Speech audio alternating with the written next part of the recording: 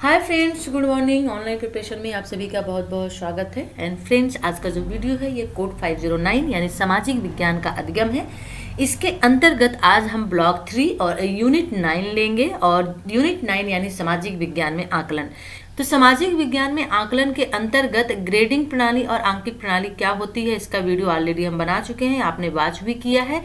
यदि आपने अभी तक वॉच नहीं किया है तो प्लीज़ आप उसे देख लीजिए। अंतर्गत आज हम लेंगे सामाजिक विज्ञान में आकलन कब, क्यों, कैसे। क्योंकि प्रणाली जो ग्रेडिंग प्रणाली है ये भी आकलन के अंतर्गत ही आती है। तो इसमें से आज हमने 2 क्वेश्चन लिया है। सामाजिक विज्ञान में जो आकलन होता है वो किया जाता है कब, क्यों, कैसे, कहाँ किया जाता है। और दूसरा हमारा क्वेश्चन होगा कि आकलन के मुख्य उद्देश्य क्या है। वेरी इंपॉर्टेंट क्वेश्चन है ये, तो जरूर आप देखिए इसे। इसमें मैं PDF नहीं दे रही हूँ क्योंकि मैं ऑलरेडी आपको PDF से ही पढ़ा रही हूँ। तो चलिए फिर देख लेते हैं ये क्वेश्चंस। उसके पहले यदि आपने चैनल को सब्सक्राइब नहीं किया, सब्सक्राइब कर लीजिए, वीडियो लाइक करिए एंड शेयर करिए। अच्छा लगे तो कमेंट्स करिएगा। चलिए देख लेते हैं वीडियो। तो चलिए ये फिर देख लेते हैं इसमें आज ये जो हमने लिया है इकाई यूनिट 9 लिया है सामाजिक विज्ञान में आकलन के अंतर्गत। आज हम देखेंगे जो आपके लिए बेहद ही इम्पॉर्टेंट यूनिट है, क्योंकि इसमें आप जो बालक होते हैं उनका आकलन किस तरह से करेंगे, क्यों होना चाहिए और कब होना चाहिए और कैसे होना चाहिए। जो तीनों क्वेश्चन है वेरी इंपॉर्टेंट हैं आपके लिए। बालक या छात्र का आकलन क्यों, कब और कैसे होना चाहिए, ठीक है। और इसके बाद एक टाइम रहता है तो हम देख लेंगे कि बालकों के बारे में सूचना संग्रह करना, सूचनाओं का अंकन, ये सभी चीज़ें ले लेंगे। तो चलिए फिर देखते हैं इसमें। और साथ ही साथ में हम देखेंगे कि आखिर आकलन का उद्देश्य क्या है, आकलन के मेन उद्देश्य क्या होते हैं। ये जो एक वेरी इंपॉर्टेंट क्वेश्चन आपका बनता है इससे, वो भी हम इसमें लेंगे। तो हम यहाँ पे थोड़ा सा देख लेते हैं कि सामाजिक विज्ञान में आकलन बुनियादी तथ्य यानी आकलन क्या होता है, किस तौर पे हम आकलन को समझेंगे, ये इसके माध्यम से हम आपको बताते हैं। और एग्जाम्पल के तौर पे कि जब किसी व्यक्ति से हम पहली बार मिलते हैं तब हम उस व्यक्ति का किसी न किसी प्रकार से मूल्यांकन कर रहे होते हैं। और इस प्रकार का विवरण जैसे मजाकिया, बुद्धिमानी, घमंडी, हाजिर, जवाब, अवशिष्ट आदि हम लोगों के बारे में प्रयोग करते हैं और जिनसे हम मिलते हैं। यानी कि जनरली जब हम पहली बार किसी व्यक्ति से मिलते हैं तो हम उसके बारे में कुछ ना कुछ अपनी राय बना लेते हैं, क्योंकि हम उससे मिलते हैं, उसे जानते हैं और उसके बाद हम बोलते भी हैं कि यार वो व्यक्ति बहुत अच्छा था या वो बहुत अच्छा नहीं था, वो तो थोड़ा सा मुझे प्राउडी लग रहा है, लग रही है, घमंडी सी लग रही थी या लग रहा है ना, या बहुत ही मजाकिया, बहुत फनी टाइप के हैं। ये क्या है, हमने क्यों ऐसा कहा, क्योंकि उस व्यक्ति को हमने देखा, उससे मिला, उसको ऑब्जर्व किया, ठीक है ना, उसका हमने आकलन किया, एक अनुमान लगाया, उसका हमने मूल्य तय कर दिया, ठीक है, कि वो व्यक्ति कैसा है। आकलन में हम क्या करते हैं, यही तो करते हैं ना, किसी व्यक्ति के गुण अवगुण विशेषताओं को हम परखते हैं, देखते हैं और जो मुझे लगता है हम वो उस व्यक्ति के बारे में कहते हैं, ठीक है। लेकिन यहाँ पे एक अध्यापक के रूप में हम प्रत्येक वर्ष नए विद्यार्थियों से मिलते हैं और अपनी बातचीत या अवलोकन और उसके बारे में छवि निर्माण करते हैं, क्योंकि यहाँ हर साल जो है स्टूडेंट चेंज होते रहते हैं। जो टीचर है वो 6, 7, 8 को पढ़ा रहा है या 1, 2, 3, 4 को पढ़ा रहा है, तो हर साल स्टूडेंट नए बैच में चले जाते हैं क्लास में, ठीक है। और नया जो छात्र है वो उस क्लास में आ जाता है। तो वहाँ पे हर साल जो है छात्र के बारे में निर्णय करना होता है और ये छवियाँ हमारे द्वारा उनकी विशेषताओं के आकलन के अवलोकन या अंतर क्रियाओं के निर्धारण से निर्मित होती हैं। अब हम उस छात्र के बारे में कैसे बताएंगे, तो क्योंकि वो मेरे नज़र के सामने 6 या 7 आवर्स रहता है स्कूल में, तो हम उसके बारे में पूरी एक्टिविटी देखते हैं कि बच्चा कैसा है। किन्हीं बच्चों को हम बोल देते हैं बहुत शैतान है, किन्हीं बच्चों को बोलते हैं बहुत शर्मीला है, शर्मीली है ना, या बहुत ही डिसिप्लिन में रहने वाला, रहने वाली है। इस तरह से हम उनको संज्ञा के रूप में परिभाषित करते हैं। तो क्या है ये, हमने ऑब्जर्व किया, हमने अवलोकन किया, हमने देखा कि ये बच्चा किस तरह का है, उससे जो विशेषताएं उसकी निकल के आई वो हमने बताया। तो बालक विद्यालय में कैसा प्रदर्शन कर रहे हैं यह जानने के लिए अध्यापक बहुत सा समय बालकों के आकलन में व्यय करते हैं, किंतु उनमें से बहुत से अध्यापक इस बात को महत्वपूर्ण नहीं समझते हैं कि विद्यार्थी प्रतिदिन अनौपचारिक रूप से क्या यानी बातचीत या अवलोकन करते हैं। और परीक्षाएं, विशेष रूप से बोर्ड परीक्षाएं, विद्यालय की मूल्यांकन और शिक्षण अधिगम प्रक्रियाओं सहित सभी क्रियाकलापों को नकारात्मक रूप से प्रभावित करती हैं। भारतीय शिक्षा प्रणाली में मूल्यांकन शब्द परीक्षा, तनाव और चिंता से जुड़ा हुआ होता है। और ये बात सही है, जो मूल्यांकन होता है वो कब होता है, वो लास्ट में होता है जब एग्जाम्स होते हैं, ठीक है ना। और एग्ज़ाम तो वैसे भी एक तनाव और चिंता का मेन कारण होता है। जैसे ही पता चलता है एग्ज़ाम आने वाले हैं, बस अब तो एग्ज़ाम आने वाले हैं, अब क्या होंगे, तो एग्जाम परीक्षा एक शब्द ही ऐसा है। और इससे पहले कि हम उत्तम मूल्यांकन प्रणाली के उद्देश्यों और हमारे लिए आवश्यक रूप से अपनाए जाने वाले आकलन अभ्यासी जिनसे विभिन्न विषय क्षेत्रों में विद्यार्थियों के अधिगम को प्रोत्साहित किया जा सके के बारे में जाने, हमें सामाजिक विज्ञान विषय में अधिगम के आकलन के लिए वर्तमान प्रचलित विधियों के बारे में सोचना होगा। तो इस समय प्रेजेंट टाइम में सामाजिक अध्ययन में आकलन की कौन कौन सी विधियां हैं इसके बारे में हमें सोचना होगा। तो चलिए अब यहाँ पे थोड़ा सा देख लेते हैं। ठीक है, कुछ क्वेश्चंस उठ के आते हैं कि यदि हम आकलन करते हैं तो कैसे आकलन होने चाहिए, किन पहलुओं को, किन बिंदुओं को उसमें लेना चाहिए। तो सबसे पहला बिंदु होता है कि बालकों का आकलन क्यों किया जाए, आकलन की जरूरत क्या है करने की। जनरली एक क्वेश्चन ये होता है ना कि जरूरत क्या है, तो क्यों किया जाए। अब है, अगर आकलन किया ही जाए, जरूरत मान लीजिए बन ही गई है, तो क्या आकलन किया जाना चाहिए। अब क्या यहाँ पे जरूरी है कि आकलन किया जाना चाहिए, आकलन जरूरी है क्या बच्चों का करना। और यदि जरूरी बन भी गया है, ठीक है ना, कि हाँ आकलन बिल्कुल किया जाना चाहिए, क्योंकि अभी क्यों किया जाना चाहिए, क्यों पे डिपेंड था। अब है, क्या आकलन किया जाना चाहिए। यदि हाँ आकलन किया जाना चाहिए इसका आंसर होता है, तो आकलन कब किया जाना चाहिए, फिर दूसरा क्वेश्चन यहाँ पे क्रिएट हो जाता है।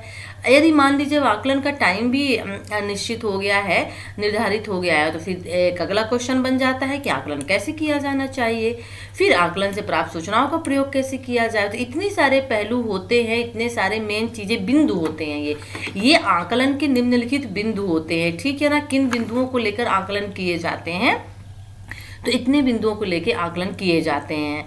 अब यहाँ पे देख लेते हैं थोड़ा सा कि पटकथा एक ले लेते हैं कि अंक क्या संकेत देते हैं। ठीक है, अंक के बारे में देखिए यहाँ पे एक कहानी दी हुई है कि अंक क्या संकेत देते हैं। आप इसे पढ़ लीजिएगा, जिस तरह से आकलन किया जाता है और उसमें अंक जो मिलते हैं, ठीक है, उसके हिसाब से आकलन जो होता है, मूल्यांकन जो होता है, मूल्यांकन सुरक्षा, तनाव, चिंता और अवमानना की भावना पनपती है।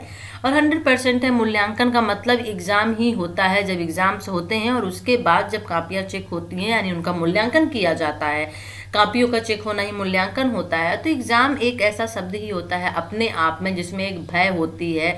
बहुत से जो बच्चे होते हैं वो डिप्रेशन में भी आ जाते हैं, तनाव में आ जाते हैं। अब एग्जाम होने वाला है, एक फोबिया शब्द जिसे हम बोलते हैं, डर जिसे बोलते हैं, तो ये एक फोबिया जैसा वर्ड हो गया है एग्जाम परीक्षा का। खासतौर पर अगर बोर्ड के एग्जाम्स हो तो 100%। चलिए यहाँ पे आगे देख लेते हैं। अब यहाँ पे थोड़ा थोड़ा ले लेते हैं, जो भी हमने मुख्य बिंदु देखे थे ना, आकलन से आप क्या समझते हैं और उसके बिंदु लिखिए, समझाइए। तो यहाँ पे आपको इसी तरह के लिखने पड़ेंगे कि बालकों का आकलन क्यों करना चाहिए। आकलन का उद्देश्य शिक्षण अधिगम प्रक्रिया को सुधारना, अध्येता की योग्यताएं किस सीमा तक विकसित हुई हैं का निर्णय लेना। और इसका अर्थ ये नहीं है कि टेस्ट और परीक्षाएं बार बार आयोजित की जाए। अच्छी प्रकार नियोजित आकलन और सूचना प्राप्त सूचनाओं का नियमित रूप से लेखन विद्यार्थियों को पृष्ठपोषण देने के साथ साथ उन्हें आगे अधिगम करने को प्रोत्साहित करता है। जैसे मैंने अभी कहा कि आकलन एक जनरल लैंग्वेज में कहूँ कि आप किसी व्यक्ति से मिलते हैं, उसके बारे में अपनी राय कायम कर लेते हैं, वो आकलन हो जाता है कि आपने उसको देखा, उससे मिला और आपने उसके बारे में बता दिया कि वो किस तरह का है। यहाँ पे अधिगम में यदि हम लें तो अधिगम में आकलन का मतलब होता है कि आप स्टूडेंट से डेली मिलते हैं स्कूल में और आप अच्छी तरह जानने लगते हैं कि स्टूडेंट किस तरह से है पढ़ने में। ठीक है, वो अच्छा है या नहीं है, एवरेज है, गुड है, एक्सीलेंट है, किस तरह का है। और खास तौर पे स्पेशली आप सब्जेक्ट के बारे में भी जान जाते हैं, जो आपका सब्जेक्ट है उसमें कौन सा स्टूडेंट बेटर है पढ़ने में। ठीक है, और ज़रूरी नहीं है, कुछ बच्चे आपके जो सब्जेक्ट है उसमें अच्छे नहीं होंगे लेकिन अदर सब्जेक्ट में वो अच्छे होंगे। तो इस तरह से जो एक कंक्लूजन निकाला जाता है कि बच्चा पढ़ने में किस तरह से है, आप जो पढ़ाते हैं वो उसके समझ में आ रहा है या नहीं, कितना वो कैच कर रहा है, ये सभी आकलन के माध्यम से पता चलता है। ठीक है, ये अभिभावकों और उनके आश्रित को अधिगम, गुणवत्ता और प्रगति के बारे में सूचना प्रदान करने का भी कार्य करता है और विद्यार्थियों के बीच प्रतियोगिता को प्रोत्साहन देने का साधन नहीं है।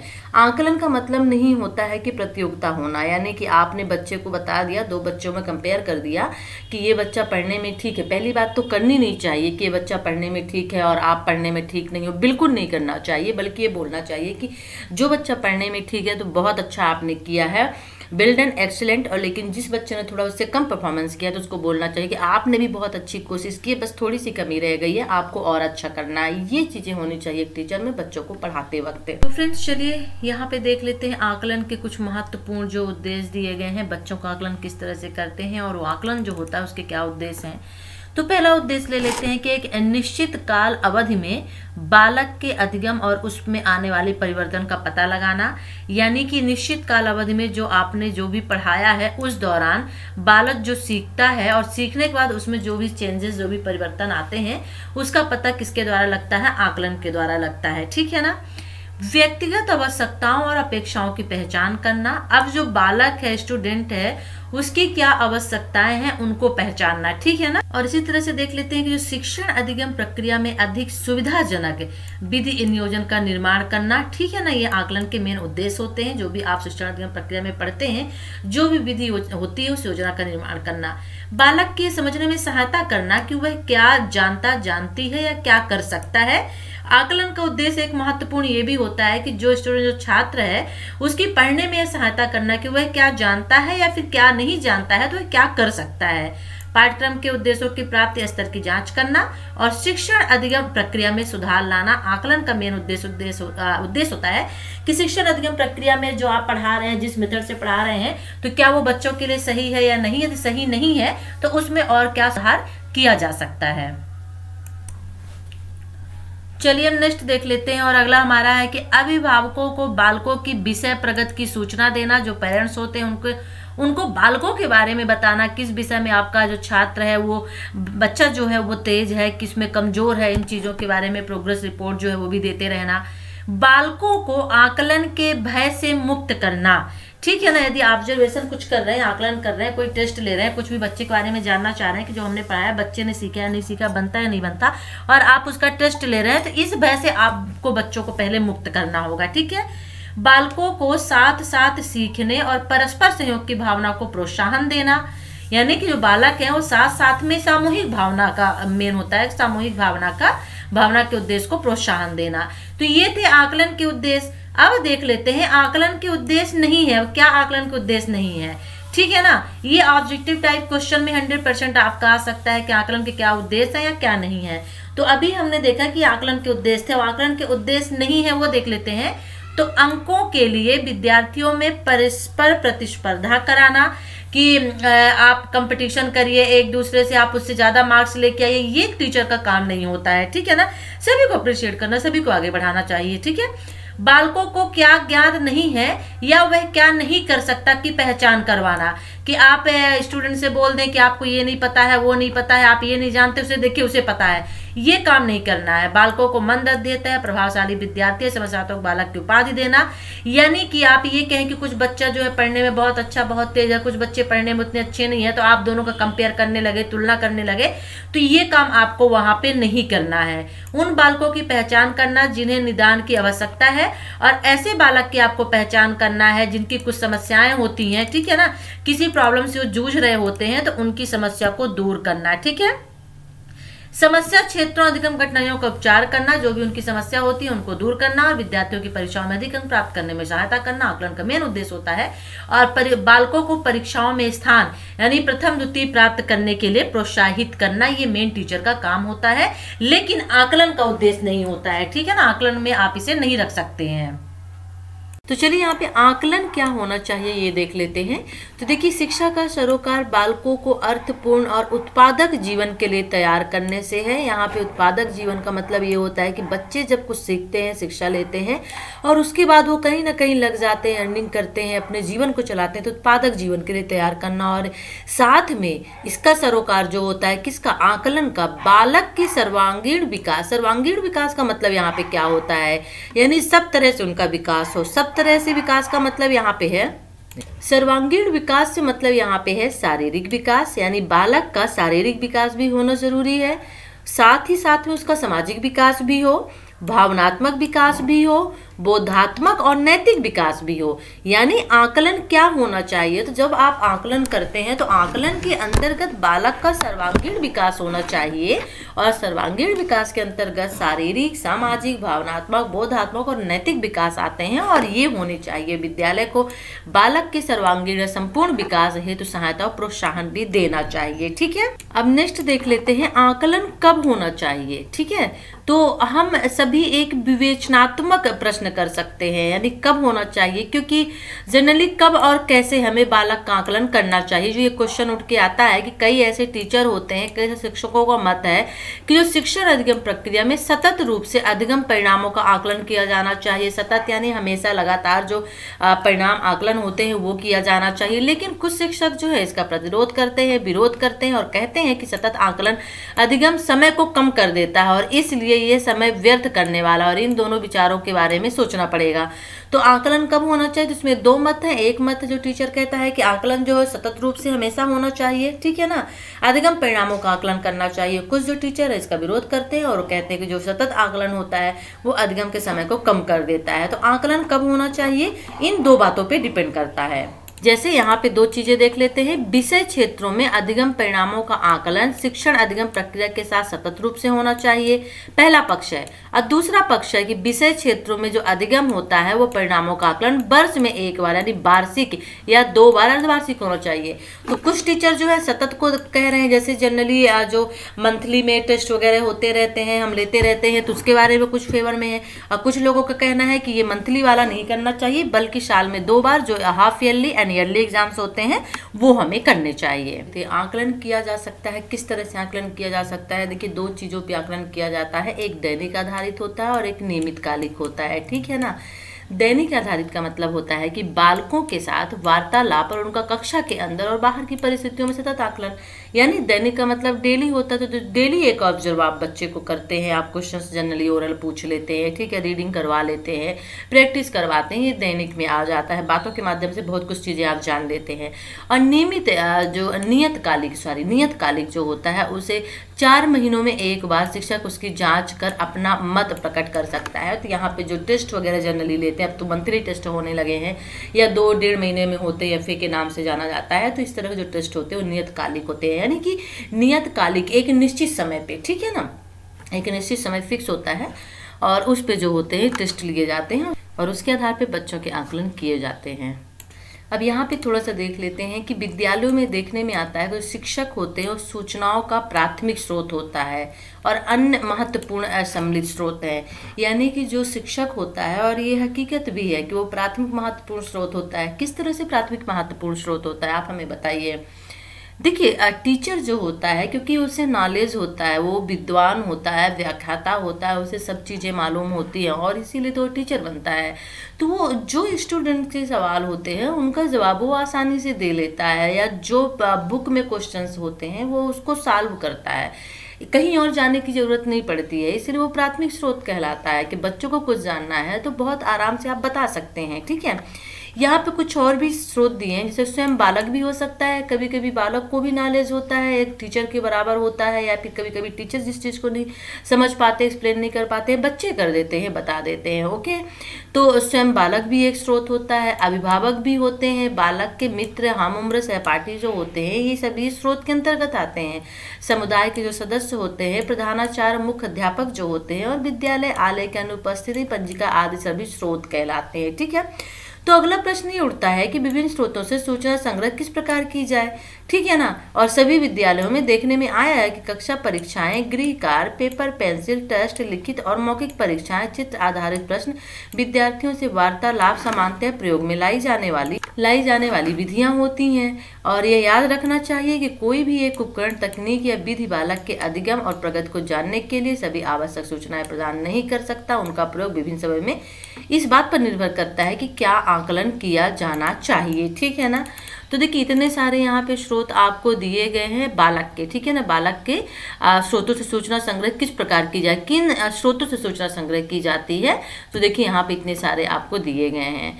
सूचनाओं का अंकन क्या कहलाता है, देखिए प्रगति विवरण पत्र जो होता है, सूचनाओं का आलेख यानी रिपोर्ट कार्ड्स जो हम बनाते हैं कि प्रयोग द्वारा, तो सूचनाओं का अंकन किसके द्वारा किया जाता है, जो प्रगति विवरण प्रपत्र होता है उसके माध्यम से किया जाता है।